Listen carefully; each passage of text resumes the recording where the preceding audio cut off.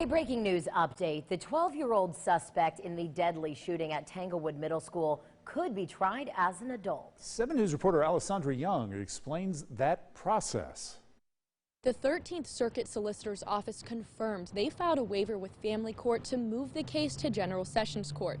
This means the 12-year-old accused of killing Jamari Jackson could be tried as an adult. It's extremely rare. According to attorney John Reckenbile, a 12-year-old being tried as an adult is uncommon. The law of South Carolina actually doesn't even talk about a 12-year-old. The law of South Carolina, the Juvenile Justice Code, literally stops at 14. According to the Department of Juvenile Justice, in 2005, a child was convicted of murders he committed at the age of 12. But the DJJ couldn't tell us how many times that has happened in South Carolina because they don't keep records on cases that move to adult court. Reckenbile says the process involves the solicitor requesting the case to move from Family Court to General Sessions Court. But before that happens, he says there's normally a pre-waiver evaluation to determine, obviously the competence of the child, any sort of mental deficiencies or any sort of educational limits and background. He says the U.S. Supreme Court has a guide that the state can choose to follow. Clearly, number one is the seriousness of the fact. Then number two is, was there malicious intent? So I think that's very important with the evaluation, is that you have to see whether or not that the child even has the ability to comprehend their actions cause the result. And what happens if a 12-year-old tried as an adult is convicted? I could never see in the wildest imagination the child would be held in an adult jail. That just won't happen. But what will happen is the rules of the adult court will kick in. Reckenbile says if the move to General Sessions Court is denied, the solicitor could appeal.